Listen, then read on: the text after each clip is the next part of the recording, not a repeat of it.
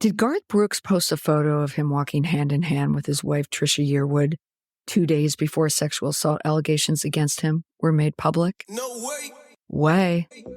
Welcome back to the PR Breakdown, where we go behind the headlines to break down the PR moves.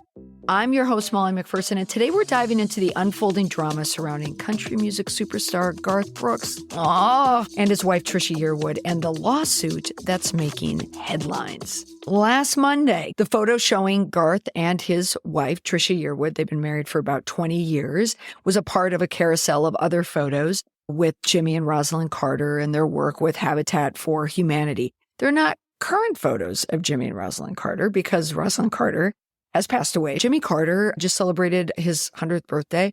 There was some buzz around him on social media because there was video of him celebrating that birthday with his family, and he looked every minute of 100 years old. He's on hospice care, came out in a wheelchair, and there were some people discussing how bad he looked. But I follow a number of hospice nurses who commented on the video and said that it was a wonderful thing, that Jimmy Carter has always talked about the joy of spending time with his family, and explained why his body looked how it did, because when you're 100 years old, your body does start to break down. Now, this story, I seem to have gotten off track with the story.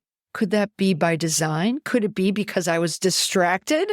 And that is exactly what Garth Brooks wants to happen for people when they look at that post, to think about Jimmy and Rosalind Carter and anything else other than what he is dealing with, because the timing, it's always the timing. Now, for those of you who did not hear yet, he's been hit with a lawsuit accusing him of sexual assault by a former makeup artist. The woman says she worked as Trisha Yearwood's makeup artist and hairstylist for years, and then she started working for Garth Brooks in 2017. TMZ, of course, broke this story, but it's People magazine that is getting all of the public statements. I need to make a disclaimer at this point. I like Garth Brooks. I do. Who doesn't like? I've got friends in low places. Who doesn't like that song? Garth Brooks, well-respected, well-liked, multi-platinum country star. He's won several awards in his career, Grammy Awards, American Music Awards, Country Music Awards. But I also like him because he bucks the trend a little. He says fairly courageous things for a guy who is a country singer. A lot of his popularity based in Nashville in country music in 1999. That is a long time ago. That's 25 years ago. In an interview with George Magazine, that was John F. Kennedy Jr.'s magazine, in an interview, he said, quote, "But if you're in love, you've got to follow your heart and trust that God will explain to us why we sometimes fall in love with people of the same sex." What a quote for 1999 and for a country singer. And the lyrics to a song, "We Shall Be Free," features the line, "When we're free to love anyone we choose." And that was in reference to same-sex relationships. Brooks won a 1993 GLAAD Media Award for that song. Also, if you remember the Bud Light brouhaha of last year, when Garth Brooks was talking about the new bar that he was going to be opening soon. It opened in March of this year. It's called Friends in Low Places, Honky Tonk. But when people asked him about Bud Light and if he would serve Bud Light in his new restaurant, he said, quote, "Everybody's got their opinions, but inclusiveness is always going to be me. I think diversity is the answer to the problems that are here and the answer to the problems that are coming." Oh, and problems are coming for Garth Brooks. As I mentioned, he's been hit with a lawsuit, and it's a pretty significant one. This came out last week at the beginning of October. I always say we're still in scandal season. Now, the woman behind the allegation said she worked as Trisha Yearwood's makeup artist and hairstylist for years, and then she started working for Yearwood's husband, Garth, in 2017. These are serious allegations. As soon as I saw the story, I noticed the response. Because Garth Brooks is not someone you would typically expect to hear would be in a situation like this. So it wasn't only the lawsuit that surprised me, but it was noticing how Garth Brooks and Trisha Yearwood are managing the narrative around this public relations crisis. There is a strategy here, and it is a familiar one. If you listen to the episode from last week, you've heard this strategy. So let's break down what happened. Just days before the lawsuit became public, I mentioned that Garth Brooks posted the photo from St. Paul, Minnesota, working with Habitat for Humanity. And there's a photo, he's holding hands with his wife, Trisha Yearwood. They have certainly always been promoted to us as a super couple, like a cute couple, like a homey couple, like a couple that you just believe in. I mean, listen to Kelly Clarkson explain it. Today is all about gratitude, which I think is perfect for you. We were trying to find, because we love you on this show. We've had you on and we're like, what can we do that's like different and special? And like, what do you do? Do you go big for Thanksgiving, your family? Yeah, well, when you're married to one of the greatest cooks on the planet. Oh my God, don't brag about it. Well, I won't. We'll talk about how great of a singer she is. Oh, yeah. And then we'll talk about that. That's probably 5 and 6 on our list of top 10 things. Yeah. But she, I think it's fun. My thing is this, and you guys might feel the same way. When it comes to the future, I think it's what you're just grateful for is just one more day, right, of getting to do this. So I think that's it. And just truthfully, if I could say what I'd love to say is the day I take my last breath on this planet, I'd love for my 3 girls to be around me. Yeah. And I'd love for the queen to be around me. But for as far as Miss Yearwood, I've said this before. I found her in the past life. I'll find her in the next. Right? I mean, you're rooting for this couple. You're rooting for them. But when you see the post from Habitat for Humanity, when Garth Brooks at that time knew exactly what was coming, it seems like the perfect setup, right? Kind of screams, we're wholesome, we're good people. It subtly creates this image of him being above any type of controversy. Just before this lawsuit hit, Garth Brooks was speaking about Trisha Yearwood, his partner through good and bad times. When did he say that? Just days before these claims came out. But then what happens? Boom, the lawsuit hits. I have to say here, this is going to be content warning. I'm going to speak very explicitly about what was alleged in these charges. The accuser, who's remained anonymous under the name Jane Roe, claims that Garth raped her back in 2019 during a trip to Vegas. In the lawsuit filed against Brooks last Wednesday, this was on October 3rd, the former hairstylist and makeup artist alleged that Brooks raped her and committed multiple instances of sexual assault, including speaking openly about sex and related fantasies, which included him discussing that he would like to have threesomes with her and his wife, Trisha Yearwood. And he didn't just say that once. He allegedly said that multiple times. He also changed clothes in her presence. He exposed his genitals, his buttocks, and he also sent sexually explicit text messages. That's a heavy, heavy allegation. And how did Garth respond in his last Instagram post? He was performing. There was a photo taken from above so you could see all the fans, Garth's hands in the air, and the caption under the photo. If there was ever a night that I really needed this, tonight, in all caps, was that night. Thank you for my life. With 1, 2, 3, 4, 5 bangers. Love, G. And then it's the photos from Habitat for Humanity. So we see some reputation management happening there. But also, he did respond. There's a statement. And it's a statement where we see the PR playbook in action. Now, while Yearwood, his wife of nearly 20 years, has yet to speak out about any of the allegations, the woman who sued Brooks did allege that Yearwood did overhear one of the threesome conversations on at least one occasion. And the victim also alleges that he used his power as her employer to get the sexual gratification he believes he is entitled to, and that the assault did happen in May of 2019 while on a business trip to Los Angeles. So Roe called the alleged rape painful and traumatic and said he attempted to rape her once more that October, but had to leave for another engagement. Now, Brooks claimed in a statement sent to People magazine, quote, "For the last 2 months, I have been hassled to no end with threats, lies, and tragic tales of what my future would be if I did not write a check for many millions of dollars. It has been like having a loaded gun waved in my face. Hush money, no matter how much or how little, is still hush money.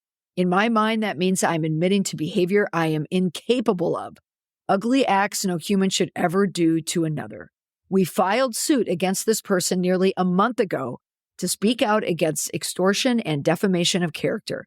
We filed it anonymously for the sake of families on both sides.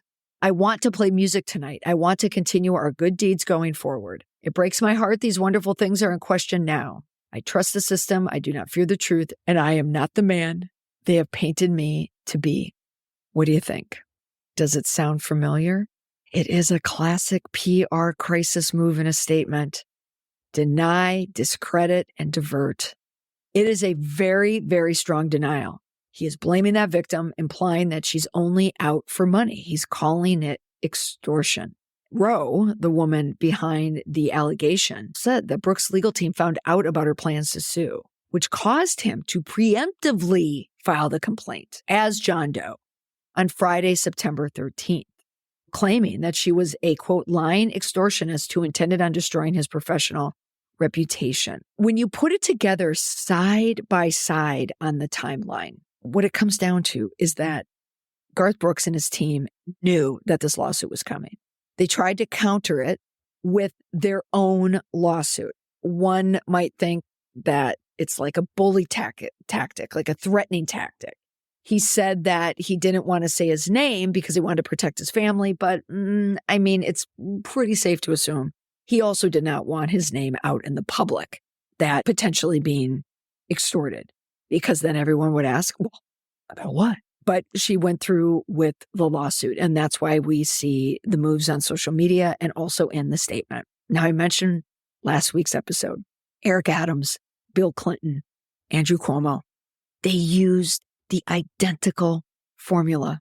Go ahead and listen to the episode. I put a link in the show notes. All of them talked about how dare someone accuse them of this and how the truth will be found out. And all three of them said, now let me go back to work and do the work that I need to do for the people of New York City, for the people of the United States, for the people of the state of New York. It's the same identical formula. It's the diversion in the end that gets me when they all have to get back to work. It's like a dog whistle almost to their fans, to their supporters, to the people who believe in them, the constituents, to support them. Go out on social media. Let the public opinion sway towards us and not against us. They all use that approach to maintain their image in the face of scandal. Deny wrongdoing, question the accuser's motives, and then tell their audience that they just want to get back to work. So following Brooks speaking out, Rowe's attorney, his name is Douglas H. Wigdor, said this in a statement, quote, "We are very confident in our case, and over time, the public will see his true character rather than his highly curated persona." Now, here's the thing. The strategy can work, or at least it's designed to work. By pushing this narrative, Garth Brooks is hoping to keep his fans on his side. He's trying to create doubt about the accuser's intentions while reinforcing his identity as a musician who just wants to sing and help people, and a loving, loving husband to his wife, Trisha Yearwood. And we can't prove that he's guilty of the charges, but this statement is written like someone who's trying to manage more than just a legal case. It's about public perception. His language is carefully crafted to evoke sympathy and to build a defense, not just in court, but in the court of public opinion. And let's not forget about Trisha Yearwood in all of this. Just a day before this lawsuit broke, she sold her Tennessee mansion for over $3 million. The timing, could it be a coincidence? Well, maybe. I mean, she has been trying to sell it for a while and she lowered the price, but just before all of this hit. So from a PR standpoint, selling the house while the allegations were still under wraps helps protect their assets and distances them from the inevitable public storm that follows. Trisha, as I mentioned, has not made a public statement, and she likely won't. But it's all a part of the plan. You have to keep her out of the spotlight, and it minimizes the damage to her brand, and it allows Garth Brooks to handle the fallout on his own. So it is a coordinated effort. What's going on behind the scenes of their marriage, we do not know. But externally, about their marriage, we see it in plain sight. So what can we learn from this? Garth Brooks is following a tried and tested PR formula. one used by many people in the public eye when they're facing serious allegations. But the problem with this playbook is that it often feels too rehearsed, too predictable. Like, I could write this. I could predict it. I should start predicting these statements. When you deny everything, blame the accuser, shift the focus to your good work, it can backfire. So it might rally your hardcore fans. The broader public, however, can likely see through the strategy, especially when we've seen the same script play out so many times before. But here's the thing. Garth Brooks' reputation right now is still largely intact. His fans are loyal, and in these cases, it's all about controlling the narrative for as long as possible. The question is, will this playbook hold up in today's environment where accountability is being demanded more than ever? And also, when Garth Brooks did take a stand against traditional conservative thinking, that perhaps there are a lot of country stars out there, conservative fans, people who've been turned off by Garth Brooks, are they more likely to go against him now that these allegations are there? What Garth Brooks needs right now are friends in high places. All right, that's all for today's episode of the PR Breakdown. If you're interested in more breakdowns of celebrity PR moves and crisis management strategies, don't forget to subscribe, leave a review, and perhaps share with a friend who loves getting the inside scoop as well. And remember, for all my members on Patreon, you can be a member as well. You can head over there for exclusive deep dives into these types of stories. I have weekly lives where the community comes together and we talk about the latest PR crisis. This week, we'll talk about Garth Brooks. Thanks for tuning in. Bye for now.